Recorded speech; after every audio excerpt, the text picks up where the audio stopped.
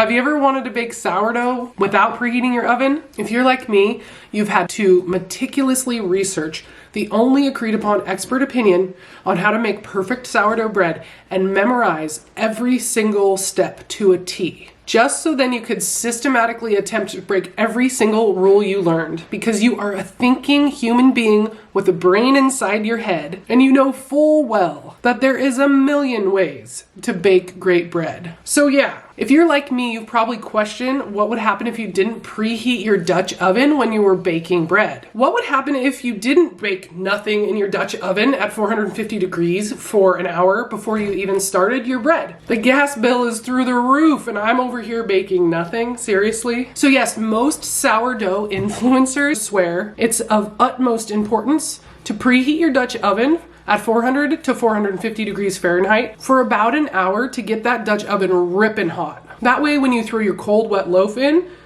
it's gonna create steam and help rise the bread. That's where you're getting your oven spring. But I just really don't want to. Just don't want to. So I started digging around the internet to see if anyone else had tried a cold start sourdough, and there was. Of course there was. Many people do things different ways. After reading a few different methods, I decided I'd try this for myself and do a side-by-side comparison with a loaf that was baked in a preheated oven. So watch this video and check out how they turned out. First, I make my normal sourdough bread. You can watch my video on 10 steps for sourdough bread here, or follow the link in the video description. And while you're there, you probably should just subscribe.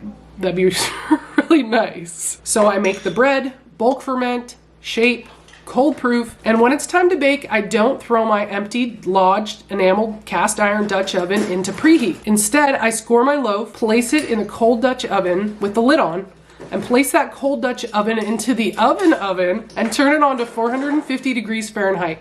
I set my timer for 50 minutes and I walk away. So since I wanted to do a side-by-side comparison with the same batch of dough, I wanted to try baking in a preheated Dutch oven as well. So I also threw my other 8-quart lodge enameled Dutch oven into my oven to preheat. I always make enough dough for 2 loaves anyway, so I thought this would be a perfect test. After 50 minutes, I took the lid off and wow. This cold start sourdough bread was beautiful. A great ear and a really nice oven spring. I was surprised. No complaints so far. I set a timer for 10 minutes more to bake it with the lid off to give the crust a chance to get a little more golden. Meanwhile, I scored my other loaf and put it into the preheated Dutch oven. I set a timer for 20 minutes and baked for 20 minutes with the lid on. After 20 minutes, I took the lid off and it had a really nice rise. Great oven spring as usual, as what I was expecting, and a nice ear as well. And I put it back into the oven to bake for another 25 minutes. So to recap, the cold start sourdough was baked with the lid on for 50 minutes, and then removing the lid, baking for 10 minutes more, a total of 60 minutes. And the preheated Dutch oven was preheated for a full hour, baked with the lid on for 20 minutes and the lid off for 25 minutes, for a total of an hour and 45 minutes bake time. That's a significant difference. Okay, here we are, the moment of truth, the side-by-side comparison and crumb shot. If this cold start sourdough didn't turn out nice, this would not be worth it. But if the bread is good, this could be life-changing, especially in the summer when I just don't want to run the oven as long, or on those days when I'm in a hurry and I forget to preheat my Dutch oven. For the cold start sourdough, when I tap the bottom of the loaf, it sounds perfect. Hollow. It has a nice oven spring, it has a good shoulder, a good ear, and a nice crust. The bottom crust, however, does look a little dark. I also noticed a few cracks in the crust other than where I scored it, which is unusual for my bread. I think that means the crust might have started to form before it was fully inflated and done rising. For the sourdough baked in the preheated oven,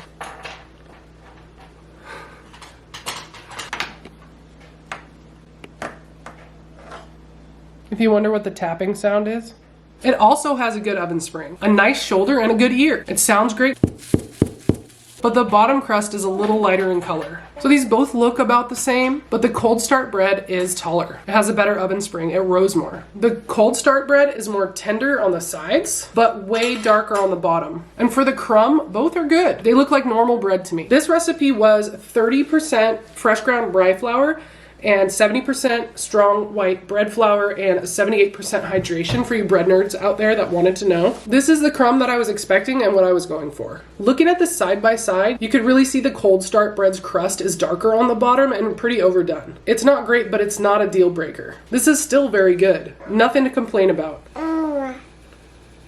I would definitely do the cold start again to save on oven time, especially on a day where I want to bake 4 loaves.